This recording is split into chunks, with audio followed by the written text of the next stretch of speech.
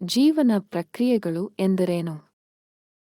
ಜೀವನ ಪ್ರಕ್ರಿಯೆಗಳು ಪ್ರತಿ ಜೀವಿಯನ್ನು ನಿರ್ವಹಿಸುವ ನಿರಂತರ ರಾಸಾಯನಿಕ ಮತ್ತು ಭೌತಿಕ ಚಟುವಟಿಕೆಗಳು, ಅದು ವಿಶ್ರಾಂತಿಯಲ್ಲಿರುವಂತೆ ಕಂಡರೂ ಸಹ.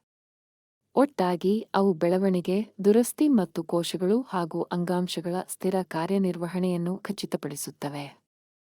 ಪೋಷಣೆಯು ದೇಹಕ್ಕೆ ಬಾಹ್ಯ ಶಕ್ತಿ ಮತ್ತು ಕಚ್ಚಾ ವಸ್ತುಗಳನ್ನು ತರುತ್ತದೆ. ಪ್ರಾಣಿಗಳು ಘನ ಅಥವಾ ದ್ರವ ಆಹಾರವನ್ನು ಸೇವಿಸುತ್ತವೆ, ಆದರೆ ಸಸ್ಯಗಳು ದ್ಯುತಿಸಂಶ್ಲೇಷಣೆಯಲ್ಲಿ ಸೂರ್ಯನ ಬೆಳಕು, ನೀರು ಮತ್ತು ಇಂಗಾಲದ ಡೈಆಕ್ಸೈಡ್ ಅನ್ನು ಬಳಸಿಕೊಳ್ಳುತ್ತವೆ.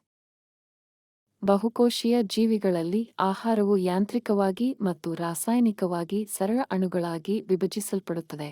ಪ್ರೋಟೀನ್ಗಳು ಅಮೈನೋ ಆಮ್ಲಗಳಾಗಿ, ಕಾರ್ಬೋಹೈಡ್ರೇಟ್ಗಳು ಸಕ್ಕರೆಗಳಾಗಿ ಮತ್ತು ಕೊಬ್ಬುಗಳು ಕೊಬ್ಬಿನ ಆಮ್ಲಗಳಾಗಿ ಪರಿವರ್ತನೆಗೊಳ್ಳುತ್ತವೆ. ಜೀರ್ಣಗೊಂಡ ಪೋಷಕಾಂಶಗಳು ಕರುಳಿನ ಗೋಡೆಗಳ ಮೂಲಕ ರಕ್ತಪ್ರವಾಹಕ್ಕೆ ಸೇರಿ, ಪ್ರತಿ ಜೀವಕೋಶಕ್ಕೂ ಅವುಗಳಿಗೆ ಬೇಕಾದ ಕಟ್ಟಡ ಸಾಮಗ್ರಿಗಳು ಮತ್ತು ಶಕ್ತಿಯನ್ನು ಪೂರೈಸುತ್ತವೆ. ಉಸಿರಾಟವು ಪರಿಸರದಿಂದ ಆಮ್ಲಜನಕವನ್ನು ರಕ್ತಕ್ಕೆ ಮತ್ತು ಇಂಗಾಲದ ಡೈಆಕ್ಸೈಡ್ ಅನ್ನು ಹೊರಕ್ಕೆ ಸಾಗಿಸುತ್ತದೆ. ಶ್ವಾಸಕೋಶ ಅಥವಾ ಕಿವಿರುಗಳಲ್ಲಿ ಅನಿಲ ವಿನಿಮಯವು ಶಕ್ತಿ ಬಿಡುಗಡೆಗೆ ಬೇಕಾದ ಆಮ್ಲಜನಕವನ್ನು ಜೀವಕೋಶಗಳಿಗೆ ನಿರಂತರವಾಗಿ ಒದಗಿಸುತ್ತದೆ.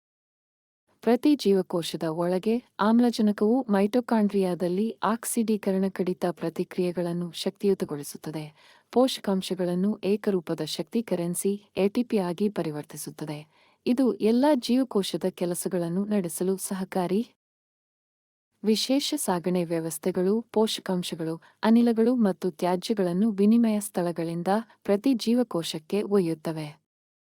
ಪ್ರಾಣಿಗಳಲ್ಲಿ ರಕ್ತನಾಳಗಳು ಮತ್ತು ಪಂಪಿಂಗ್ ಹೃದಯವು ಮುಚ್ಚಿದ ರಕ್ತಪರಿಚಲನಾ ವ್ಯವಸ್ಥೆಯನ್ನು ರೂಪಿಸುತ್ತವೆ. ರಾಸಾಯನಿಕ ಪ್ರತಿಕ್ರಿಯೆಗಳು ಜೀವಕೋಶಗಳಿಗೆ ಹಾನಿ ಮಾಡುವ ಉಪ ಉತ್ಪನ್ನಗಳನ್ನು ಉತ್ಪಾದಿಸುತ್ತವೆ. ವಿಸರ್ಜನೆಯು ರಕ್ತದಿಂದ ಯೂರಿಯಾ, ಹೆಚ್ಚುವರಿ ಅಯಾನುಗಳು ಮತ್ತು ವಿಷಕಾರಿ ವಸ್ತುಗಳನ್ನು ಶೋಧಿಸಿ ಅವುಗಳನ್ನು ದೇಹದಿಂದ ಹೊರಹಾಕಲು ಸಿದ್ಧಪಡಿಸುತ್ತದೆ. ವಿಸರ್ಜನಾ ಅಂಗಗಳು ತ್ಯಾಜ್ಯವನ್ನು ಸಂಗ್ರಹಿಸಿ ದೇಹದಿಂದ ಹೊರಹಾಕುತ್ತವೆ. ಏಕಕೋಶೀಯ ಜೀವಿಗಳು ಸಹ ಹೆಚ್ಚುವರಿ ನೀರು ಮತ್ತು ದ್ರಾವಣಗಳನ್ನು ಹೊರಹಾಕಲು ಸಂಕೋಚಕ ರಸಧಾನ್ಯಗಳಂತಹ ರಚನೆಗಳನ್ನು ಬಳಸುತ್ತವೆ. ಒಟ್ಟಾಗಿ ಪೋಷಣೆ, ಉಸಿರಾಟ, ಸಾಗಣೆ ಮತ್ತು ವಿಸರ್ಜನೆಯು ಆಂತರಿಕ ಸಮತೋಲನವನ್ನು ಹೋಮಿಯೋಸ್ಟಾಸಿಸ್ ಕಾಯ್ದುಕೊಳ್ಳುವ ಒಂದು ಸಂಯೋಜಿತ ವ್ಯವಸ್ಥೆಯನ್ನು ರೂಪಿಸುತ್ತವೆ. ಇದು ಪ್ರತಿ ಜೀವಿಯಲ್ಲಿ ಜೀವನವು ಮುಂದುವರಿಯುವುದನ್ನು ಖಚಿತಪಡಿಸುತ್ತದೆ.